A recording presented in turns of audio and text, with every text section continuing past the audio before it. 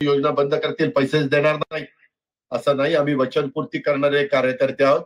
त्या संदर्भातल्या त्रुटी असतील त्या त्रुटी मी काढीन. त्यामध्ये खरंच ज्या गरजू महिलेला पाहिजे होतं, जी खुरपणीला जाते, जी धुणं भांडी करते, जी झाडू पोतना करते, जी त्या ठिकाणी अतिशय गरीब कुटुंबातली आहे, की तिला 1,500ची किंमत माहितीये, जी इन्कम टॅक्स भरत असेल, जी त्या ठिकाणी मोठ्या प्रमाणावर 65,000 रुपये पगार घेत असेल, त्या महिलांच्या करता 1,500 रुपये नाहीत.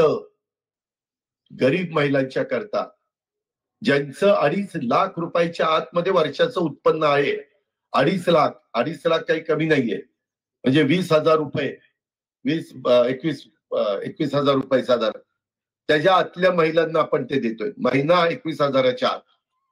काही काहींनी मधल्या काळामध्ये आम्ही पण म्हणलं नको आता कुठं त्याच्यामध्ये बघत बसायचं, वेळ जाईल.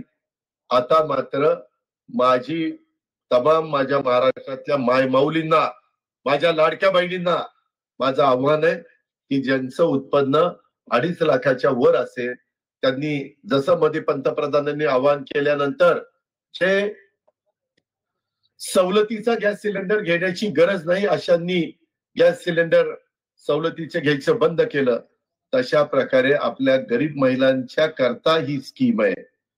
माझ्या ज्यांचा खऱ्या अर्थाने 1,500 रुपये महिन्याची गरज आहे तिच्या करता स्कीम आहे आणि त्यांना कुठल्याही परिस्थितीत महिन्याच्या महिन्याला पैसे दिल्याशिवाय आम्ही गप्प बसणार नाही, शांत बसणार नाही. आता थोडस या निवडणुकीचा निकाल लागल्यानंतर आम्ही घाई गडबडीत होतो, परंतु परवाच 3,700 कोटी रुपयाचा चेक मी महिला बाल विकास खात्याला दिलेला आहे आणि आता काही काहींच्या अकाउंटला पैसे यायला लागले असतील किंवा 26 तारखेपासून माझ्या लाडक्या बहिणींनो, माझ्या मायमाऊलींनो, तुमच्या अकाउंटला पैसे येतील.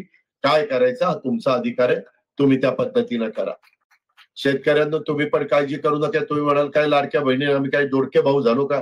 तुम्ही अजिबात नाही. तुम्ही पण लाडक्या, तुमच्याही संदर्भामध्ये सतत आम्ही पंतप्रधानांची, अमित भाईंची, शिवराज चव्हाणांची ज्या केंद्रातल्या गोष्टी असतील त्या केंद्राकडनं करून घ्यायच्या, ज्या राज्याच्या गोष्टी असतील त्या राज्याच्याकडनं आम्ही लोकांनी करायच्या.